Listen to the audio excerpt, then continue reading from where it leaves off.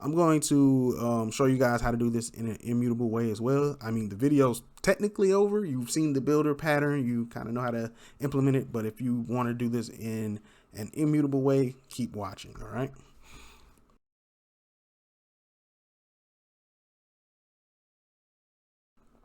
So the first thing we're going to need to do is basically make sure that these fields cannot be changed. Okay. Right now they're set to public. We can clearly just change that. Even down here, we can just say student one dot GPA is a 3.0, right? And that's fine. Nothing happens. Okay. So what we're going to do though is make sure that these are read-only fields. All right. So what I'm going to do is I'm going to take these fields, I'm going to pull them out of here, and I'm going to put them into our constructor. Okay. So obviously I'm going to have to change these to commas.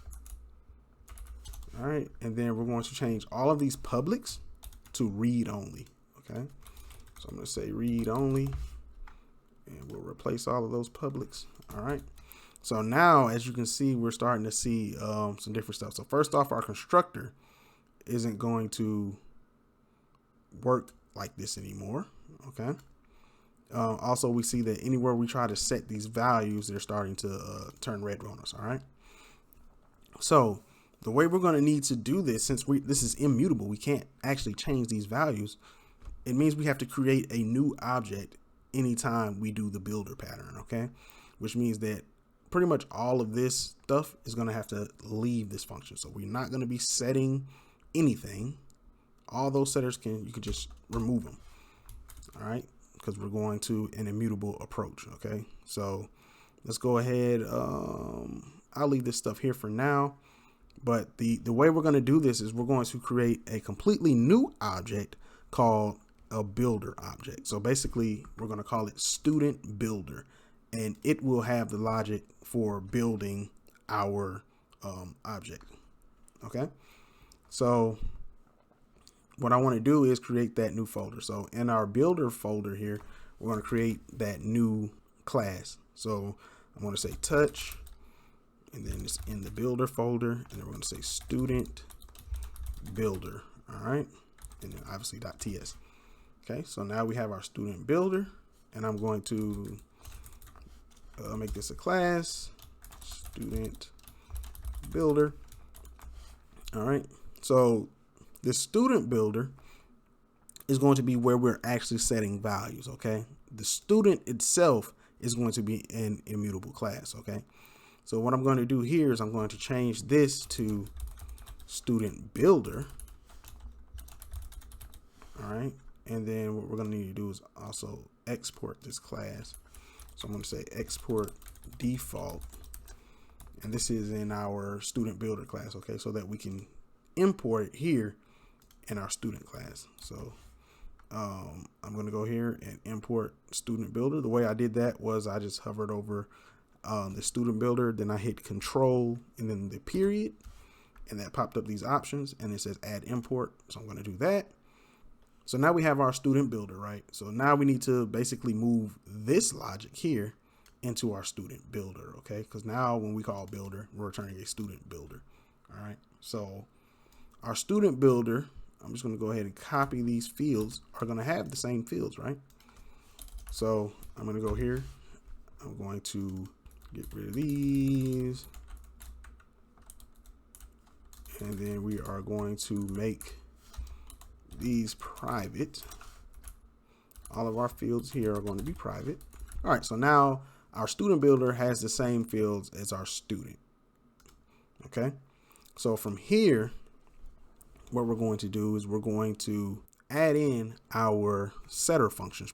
The first function we want to add is for the first name. You know, I'm just going to do this really quickly and just add all the setters. All right. So now I have created our setters here. So it's pretty much the same as what we had in student before. And the only thing left that we have to do now is convert this student builder back to a student.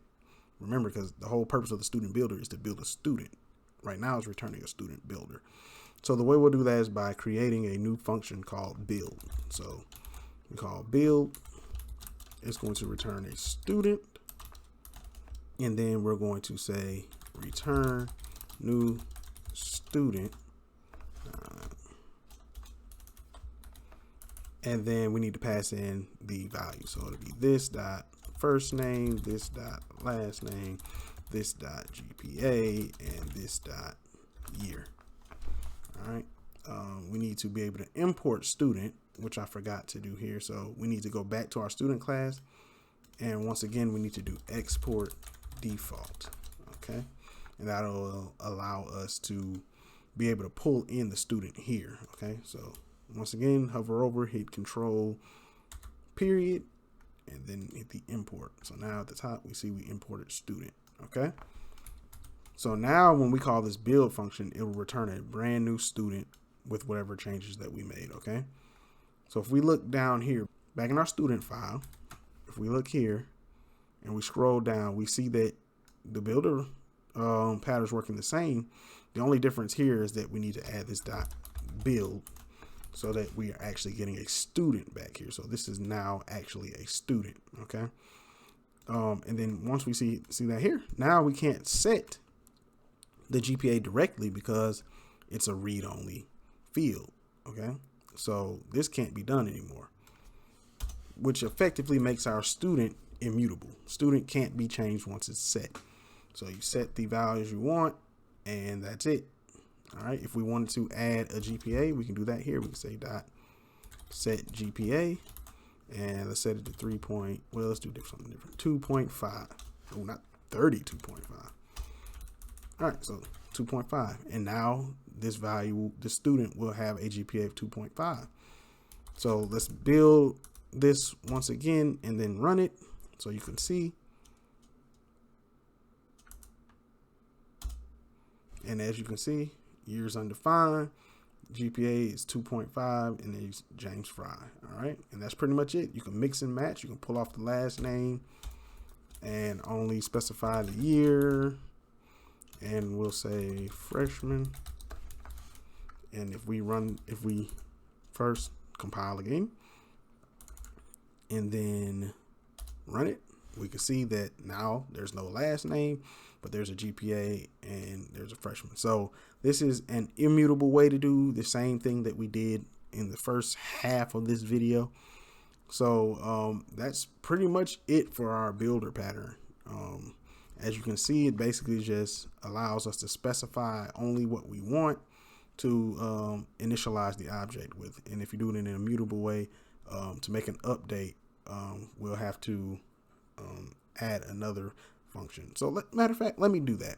So say you wanted to update this, like you wanted to, you have a student that came out and you want to make an update. You want to add, so let's take this student, for instance. We have a first name, a GPA, and a year. Say we wanted to add the last name in later, right? How would we do that? Currently, there's really no way of doing that without completely creating a new object and rewriting all this stuff in. But there is a part of this builder pattern that you can use to actually update an object. It will still create a new object, obviously, because we're using an immutable, class here. But let me show you how this works. The way we would do this is we'd have another function. This one will not be static, and it will be called toBuilder. So we'll say toBuilder, all right? And it will return a student builder. And the way this will work is we will return a new student builder, and then we would set the first name to this dot first name. We'd actually build it out here. So we say set last name, this dot last name, dot, what are we doing? Set GPA to this dot GPA, and then set year to this dot year. Okay. Basically what we're doing here is when we call toBuilder, it means we're taking our student, right? So this student, and we're taking all of its values that are already there and we're putting it into a builder. That way, instead of calling this builder again and then resetting all these names, what we can do is, I'm going to do it right here. We can say student1 dot student2builder, and then we could say dot set last name, right? And then what was it, fry, and then we say dot build, and let's do a new student, so const student2, all right, and then we'll print that out as well. Okay, so we have student2. So now what's happening is we're saying we want all the same values from student1, but I also want to add in a last name, and then we build a brand new student, which is student2 here. All right, so let me show you. I'm going to run this, and this will be the last thing that we do, because this video is already terribly longer than I expected it to be.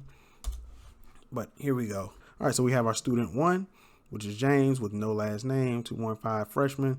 And now that student2, remember, we took all the values from the original and then we added in the last name too. So now it's no longer undefined. But as you can see, since it's immutable, we had to create a completely brand new object to make that update. Okay, so that's how you kind of can update using the immutable pattern. Okay, so yeah, that's pretty much it for this one, man.